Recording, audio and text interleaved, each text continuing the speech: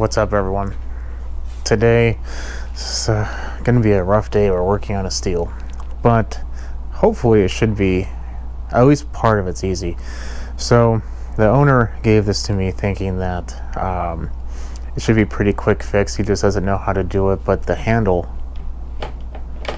is broken at the connection where it applies the clutch brake, and he gave me another handle which is over here somewhere. Let's see. Here we go. There's the part number if anyone's interested in. I don't know if it's the right one because literally he just handed it to me. It looks like it should be. I don't see why it wouldn't be. But like I said, I don't know. We're going to investigate that. So, in addition to that, he said the reason why he also wanted me to look at it is that it wasn't idling. You could turn it on, but it wouldn't idle at all. So that could be a carb adjustment, or it could be a carb cleaning that's needed. That's why this could be either hard or not so hard. It could also be a couple other things, crank seals, dirty air filter, bad plug. You know, there's a whole lot of stuff in there that could be causing that issue. But the very first thing that I want to do is take off that side cover, look at the handle, and see if that's going to cure our broken handle problem, or if we have something a little bit more in depth. I shouldn't say it's going to be a bad day because it's a Stihl. These are good saws, but with most German engineered machines, they really like to use their special tools. I'd gone into a Volkswagen shop once to pick up a friend of mine who owned a Volkswagen, and I had just take a quick peek in the garage. I was speaking to someone, and the amount of specialized tools that they have to deal with is pretty astounding. Yep, so that piece is definitely broken as we thought. This chain, this whole area is just dirty. Excuse me. Let's open up our part here. Don't know where my knife is, of course. We'll just have to poke a hole in it and use brute force.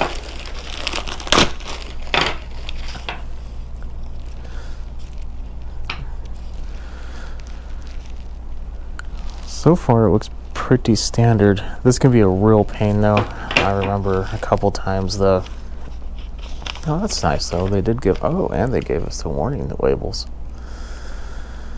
I don't know if we'll use that. I probably should.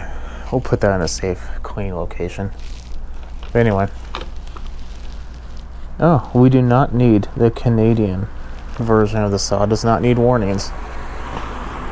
So apparently, if you are Canadian, you know that a chainsaw can hurt you, unlike apparently anyone living in the US. Which makes sense. I would probably put some thought into that one too. Okay, so we're going to have to take off this spring, and yeah, this is going to be a real pain. If I remember correctly, it's really hard to get it actually set. So what I'm going to do is I'm going to take this blade off and chain, or excuse me, bar. It's not the blade. Kind of see what's going on in here. It's like fibery. It's like cutting through like a line of some sort. You know, this wouldn't surprise me if, I think the person that owns this does do Christmas tree work, and perhaps they were cutting through some of the line that they used to tie them up and make it easier to put on the top of a Prius.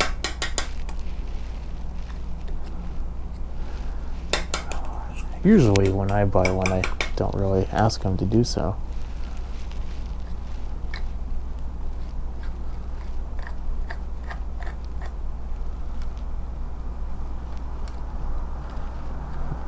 just being annoying. Priuses are cars too. They just get you there a whole lot cheaply. A lot cheaper, there we go. Cheaply's not a word. So as you can tell, I'm going to have a little bit of work ahead of me doing this, so I'm going to do a whole lot of that. And then clean my table. And then we will go ahead and get started. Couple things I've done, so I decided to clean it up a little bit, which I did. And then I'm figuring, you know what, it's going to be a lot easier to access everything to get rid of the cover on top, because it is kind of overhanging it. It's not really needed, but it will just make it easier, and it's literally just like a single little twist of that. And then I looked at the filter. Now, mind you, the filter itself, I mean, it looks pretty bad. The worrisome part is that is going directly into the engine. Air comes in through here, gets filtered by the air filter, and then goes in there through the throat to the carb, and then so on and so forth. That's disgusting. That's really bad. I'm kind of concerned about the engine integrity now. I mean, it has compression. I did take off a pretty significant amount of weight, but usually if your saw can just slowly glide down like that, it's probably okay. But you're supposed to do that as a complete saw. You're not supposed to do it with no bar or anything on. It's already kind of tore up. So what we're gonna do here is we're gonna do something that, before we even continue to even bother, because if the engine's tore up, I'm just gonna have to tell the person, you know what, you're gonna need a rebuild too, and they might not want to do that. These are either 8mm or 5/16. It's pretty much the same. Now this isn't going to be concrete evidence, of course, if the piston's okay, but in general, if you're going to have a problem, you're going to be able to see it through the muffler or through the exhaust port. Our screen is looking pretty good. It's maybe a couple little sections our walls are closing in on it, but not too bad. I really hate these. Why can't they just be firmly mounted? So I'm going to take out the plug to make this easier for us. Actually, no. Maybe I won't. I just need to see the piston. Okay. The piston looks good. So I don't think we're dealing with a problem like that. That's good. That's really good. I was a little concerned there. So what I'm going to do is I'm going to put the muffler back on, and then we're going to take off that intake after we get the blade or the clutch brake problem rectified, and then we'll continue on from there. There might be an easier way of doing this, but this is the way I like to do it. But also, be wearing safety glasses whenever you're doing anything with springs. Know that springs do like to fly out in places. We're going to take out this spring right here, which is being difficult.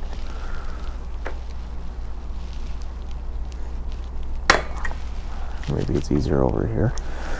It would be a lot easier if this was off. Well, not for this spring though.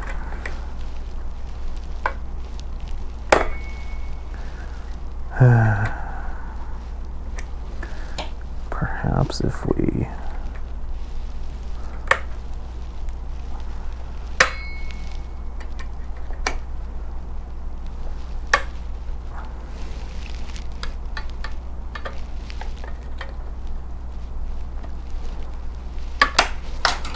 there we go.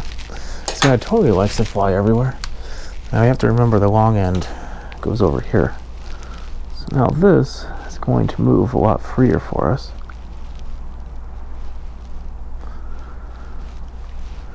At least it should.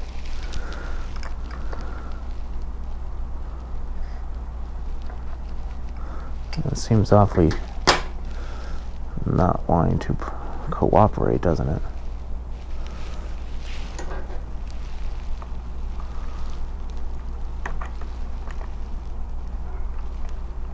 Okay, my main concern is that this was either broken or stuck. It does not appear like it's stuck though.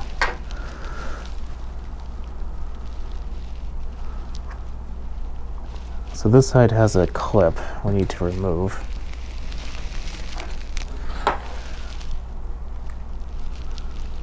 Working on the steel with a steel screwdriver. There we go. I don't want to lose that. That's pretty small, and knowing steel, you have to buy it from them. That should just come right off. This should just go off to the side. This should come off as well.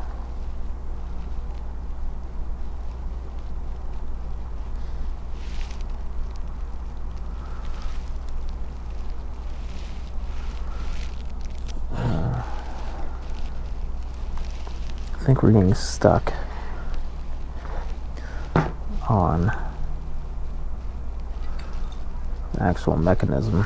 We are. So I really don't want to have to put this blade brake back on.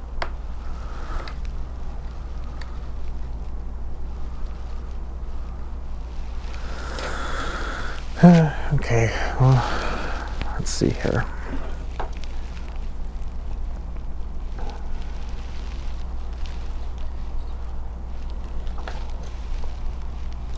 A feeling that's just going to be unavoidable.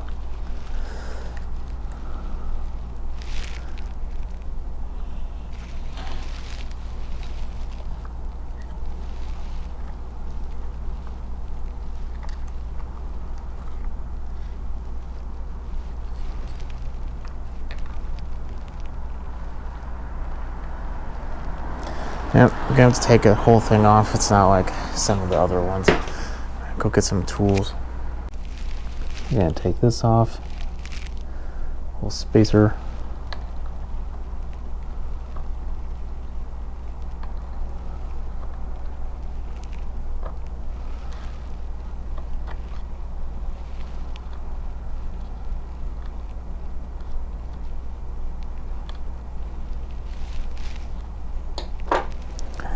Okay.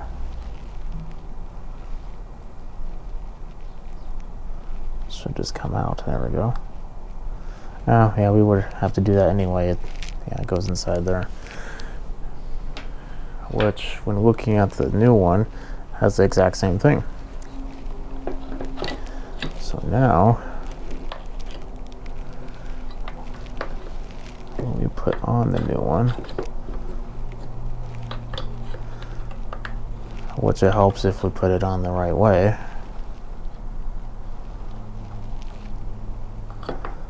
We're gonna have to try to fit that in there. I need to use two hands, so I'm gonna give you a pretty bad angle. So I'm just gonna shove that square into there. If we're messing around with it too much, I'm just gonna have to remove that whole assembly from there. We're gonna have to, I have the other end on its little guide. I did not want to do that at all.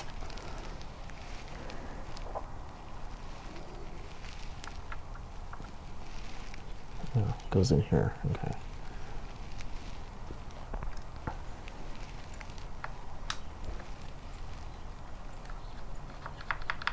We're gonna have to put that in there first. It has to fit in there. Okay.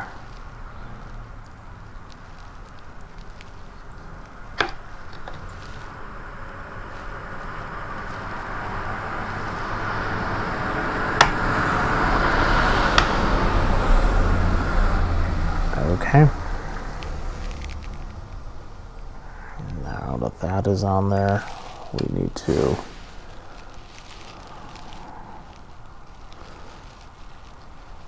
shove this in here, as well as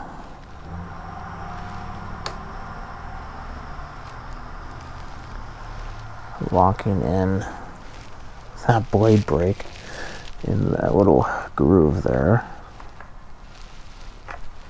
or the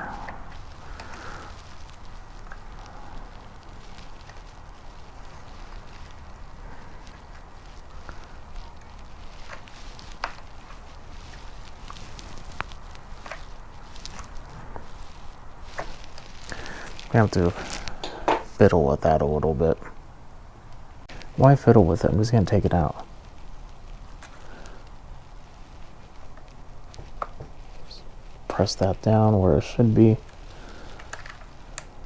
There we go.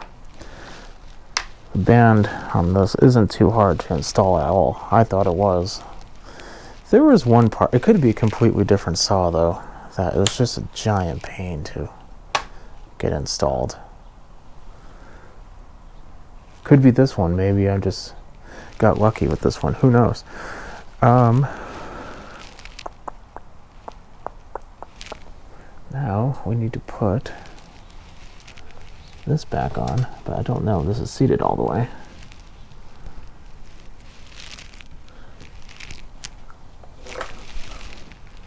Looks like it is, but it's a little dirty in there. Of course, it doesn't help. I'm using a dirty pick.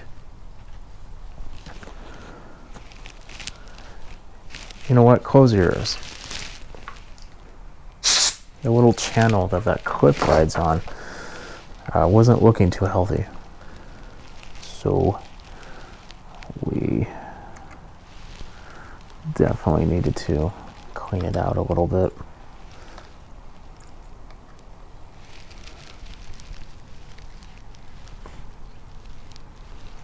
Well, I guess it's not a clip, it's just like a guide in there. Anyway. For the real clip though, we do need to make sure that this is firmly planted. Sorry, you're not going to see this, but just imagine pressing it on. And there we have it. So technically, this should be done. Oh, no. This is probably the hard part.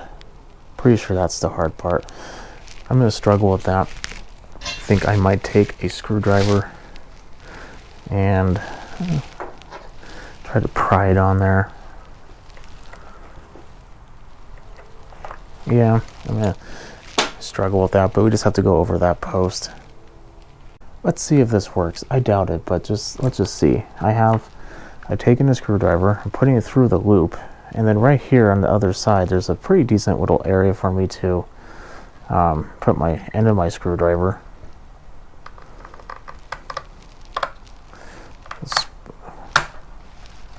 Maybe we actually go on the other side of the post. There we go. Huh. Still screwdriver does work on that. See, I told you German parts require special tools. Okay, so now technically off, spins freely, a little gooey, but spins freely. On, should not spin, okay. Off.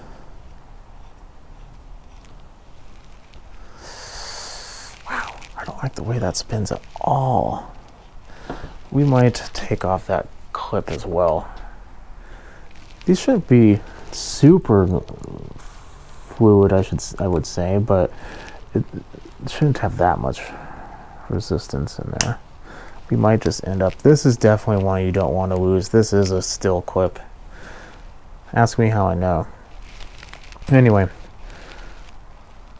behind here I think are roller bearings, so you're going to want to be careful. We do have more junk. Maybe that's stuck in the roller bearings, which would be annoying.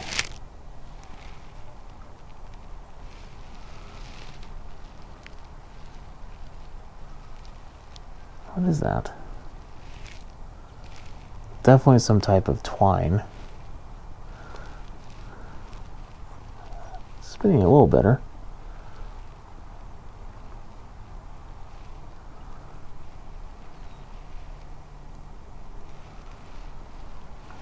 Inside there is what I was kind of questioning.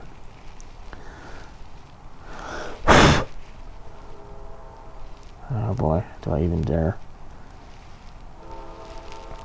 I'm going to spend some time. I'm going to go in there and clean that up, take off a lot of this garbage here as well. That's also probably not helping our situation. And then put it back together, and we'll start it up and see if it will idle with a... Oh no, we need to clean the intake, otherwise we might not have a software for much longer.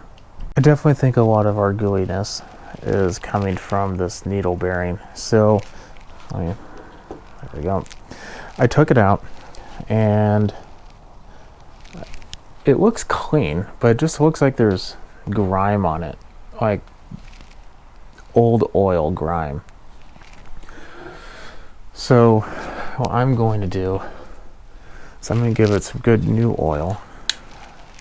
The reason why I'm not doing it on the saw is the clutch will not work at all, pretty much, if there's oil on it.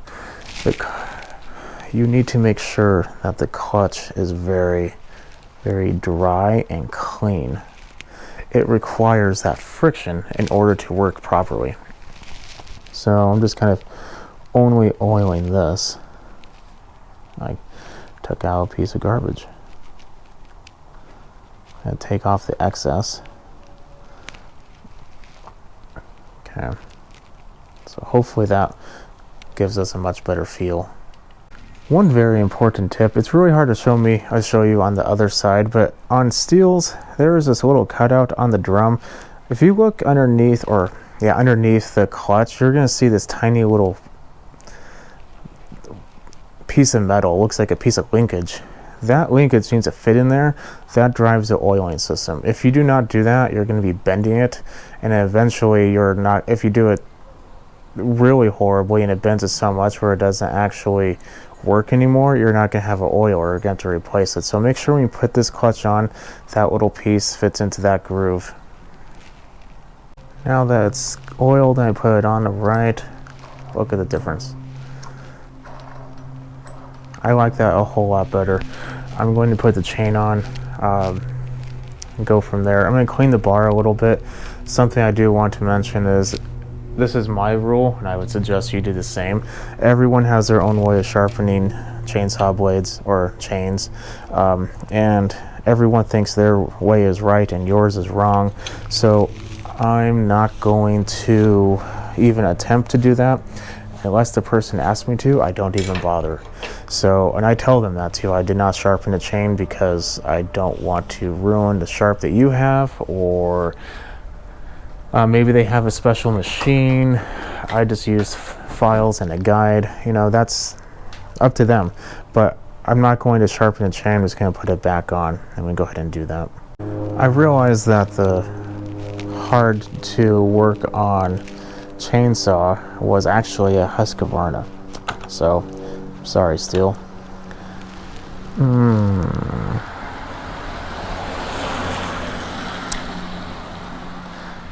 Well, that is what that looks like in there. There's a whole lot of nonsense inside. Is there anything inside the carburetor? It definitely looks like there could be a little bit. It's not what I want to say or see. Also, it looks like the choke doesn't engage all the way. What I'm going to do is I'm going to clean it out without blowing inside the engine. I'm going to try to take my clean screwdriver and try to take out all the nasties in there like so. And then the intake, I will go ahead and clean out with my air compressor, get that nice and clean inside, and then we'll give it a pull. It wasn't that hard to put this or take this off, so if we don't have to redo the carb, it just requires a little bit of adjustment, which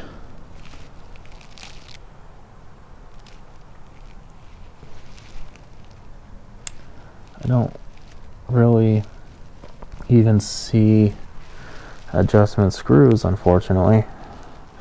We might have to clean it anyway, but one step at a time. I'm gonna get a new filter, clean the intake out, and we'll give it a pull. Before we do anything, I want to double check the fuel, because not wanting to idle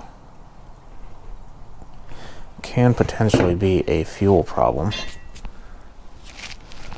If I could get this cap off. Everyone thinks you have to like completely just press it down in there.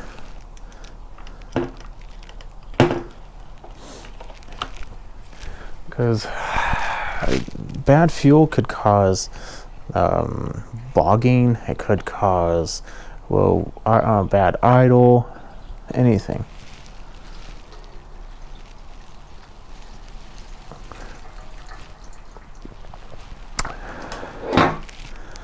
That to me doesn't look horrible, but it doesn't look good either. It looks a little old. It probably would run on that. Maybe not. It probably would. But I'm going to put in some fresh non-ethanol with some of the, whatever this is, Red Armor. I bought a gallon of it because I really like it. And when you do buy a gallon of it, I think it goes to like 50 gallons of, yeah, it would be 50 to 1 would be 1 gallon of oil to 50 gallons of gas. But it's just a very high quality oil. Now, when we first start it, more likely not, it's not going to want to idle to begin with, because whatever fuel is in there is still going to be the old nasty fuel. So there's that. But if we need to come to that point in our video, we can go over carb cleaning or replacement. I think I have one somewhere. But let's go ahead and give it a pull. Fuel is in there. Brake is now set and working. I didn't put the stickers on yet because, well, my hands are dirty, and I don't know if I'm done yet. It's on choke, so we should be able to pull on it. It doesn't have the most compression of any saws around here because it's kind of small, but it's a good saw. Let's see what we have.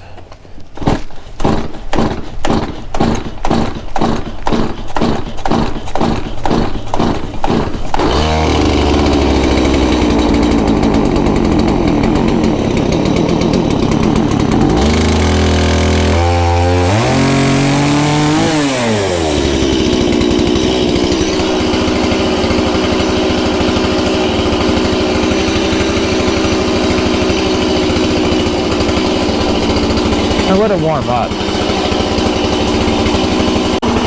It's been about 2 minutes.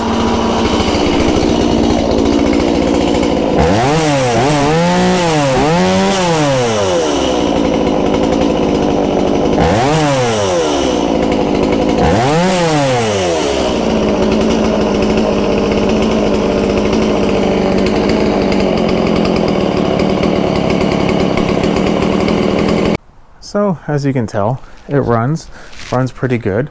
However, the kill does not work. Seems to be a common problem of 2021. Just nothing wants to turn off anymore once you get it working. It's so excited, it just can't stop. But that's not really your problem. So I'm gonna go ahead, probably clean the contacts, and that's usually just takes care of it. So if you have a broken blade brake, don't be concerned. It's really not that hard. Follow those steps. And if you are having no idle, probably need to get a new filter. So I'm going to go ahead and leave it at that. If you like what you see, keep watching. Definitely subscribe. Definitely follow me on Instagram at SmallEngine101. If you have any comments, leave them below. Put a thumbs up if it helped you. And I'll catch you in the next video. Have a good day. I don't live in Canada, so let's do this.